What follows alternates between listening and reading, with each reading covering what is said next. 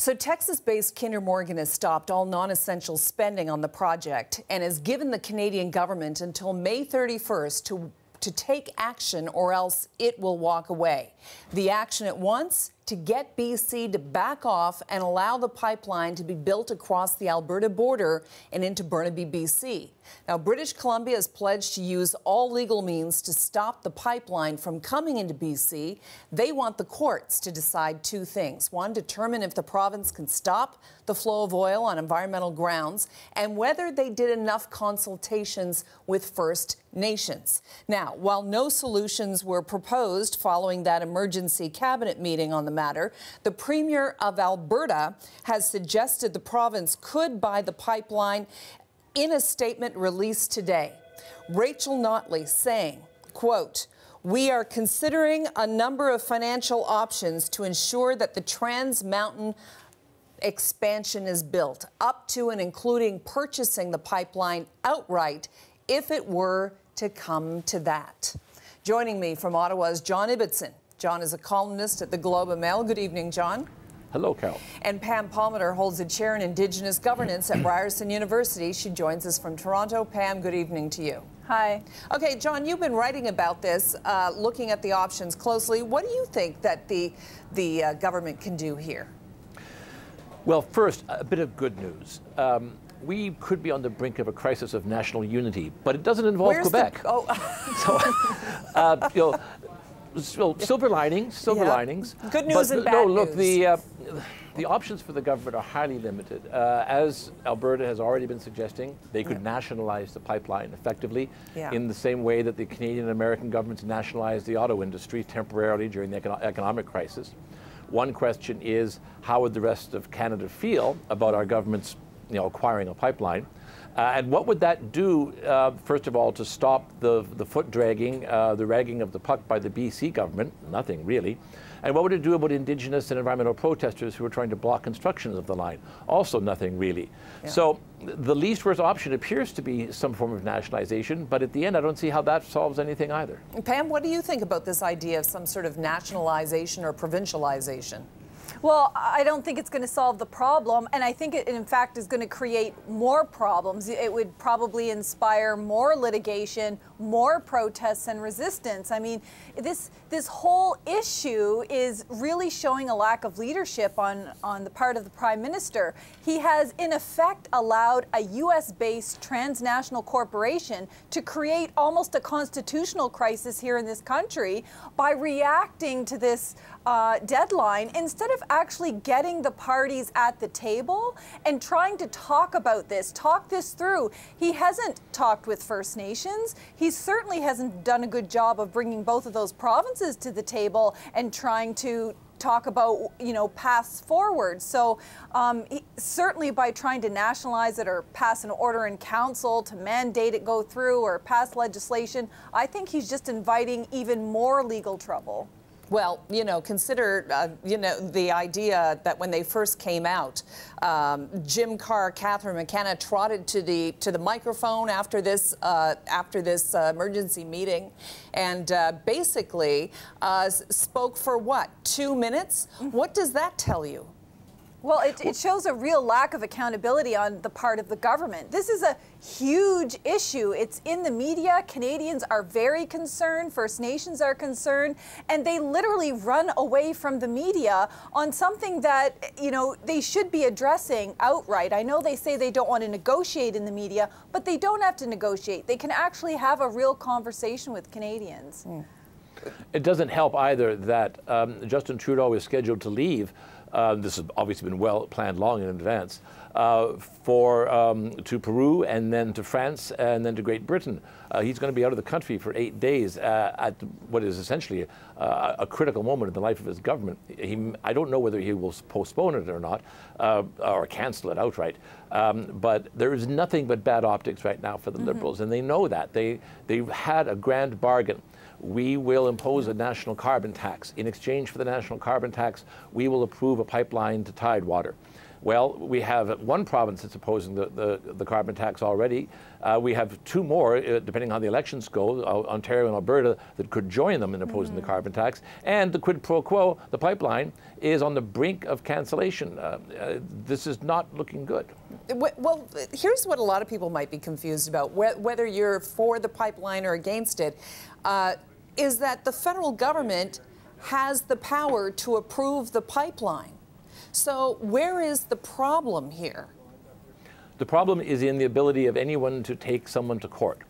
By any reasonable definition that I understand, British Columbia is completely outside of its legal jurisdiction. It simply cannot expect that it is able to override a federal infrastructure project that crosses provincial boundaries.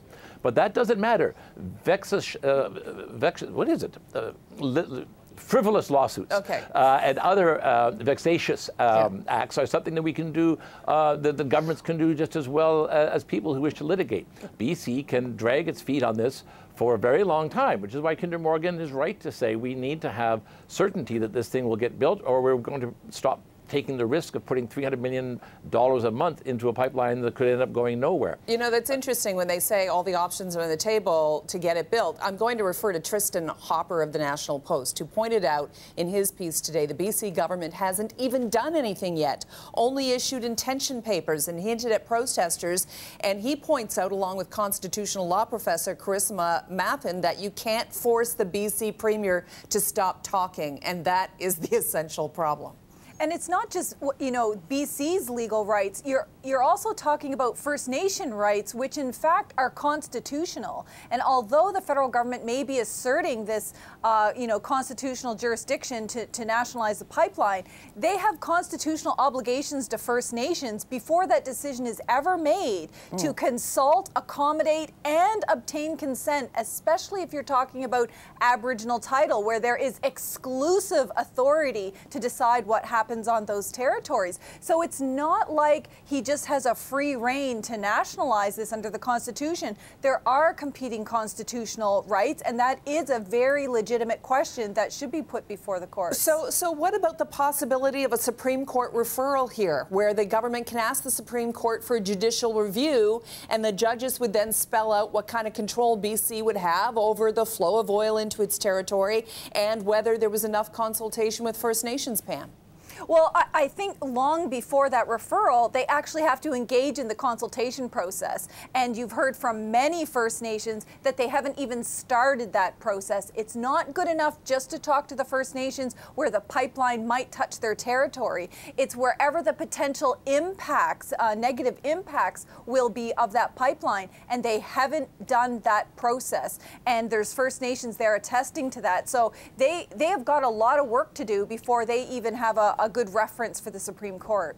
Well, there are three problems here. As Pam well knows, that right is contested.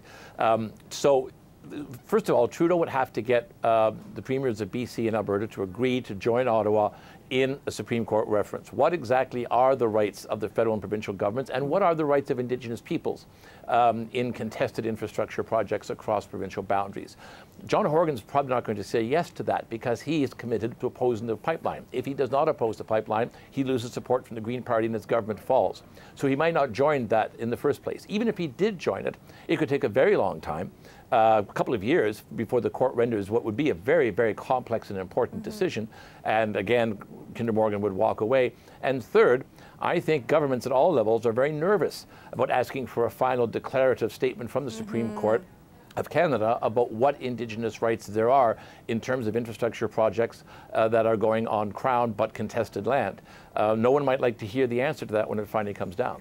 And I would add to that, too, that this isn't just a contest between, you know, the federal government in Alberta and BC. I think there's several other provinces who would probably join BC if this came down to a contest between provincial and federal jurisdiction and whether or not the federal government can bully its way to enforce these projects. I don't think all of the other provinces would be in agreement with that kind of action. It's more than just law here. There's politics and unity and how we work together, and there's a real lack of leadership right now on this point. So what is the diplomatic, political way out? There isn't one. That's the problem with this. This is, to my mind, from this vantage point, this is a problem with no solution as far as the federal government is concerned. Send in the army to try to keep the protesters away, somebody suggested imposing the modern equivalent of the War Measures Act to override provincial jurisdictions. These things are all political non-starters. What would be the equivalent of the War Measures Act? It's called I believe it's called the Emergency Measures Act. It was passed in 1988 by Brian Mulroney. I know it from the October crisis, but what's the equivalent here? You would say that the government is taking control of this pipeline, suspending the rights of the provincial governments to act, and will use the federal authority, including the army if needed, to enforce its jurisdiction. But that's just impossible. That is absolutely impossible and cannot and will not be done. But which means the most likely outcome right now is that the pipeline is canceled. The most likely outcome is that Kinder Morgan walks away and the whole world discovers that Canada is no longer able to fund and approve any major infrastructure project that crosses provincial lines, which is going to be terrible for investment. This does, in the end, involve people's jobs. It involves wealth. It involves taxes and hospitals and schools. There is no good solution to this, but the most likely solution, the cancellation of the pipeline, is, in my opinion, just terrible. Pam, last word to you. Well, I think there's more to be considered than just the economics and jobs, and I don't think it's would be that horrible if the pipeline were delayed or canceled, because you're talking about also the environment, also the rights of First Nations, the health of people, the health of water, fish, and territory. And so it's a matter of Canada learning its lesson. It didn't consult, it didn't bring people to the table in a unified way, and it needs to do a better job in the future if it has any hope of doing projects in a proper way. John Ibbitson and Pam Palmater, thank you for joining me tonight. Thank you.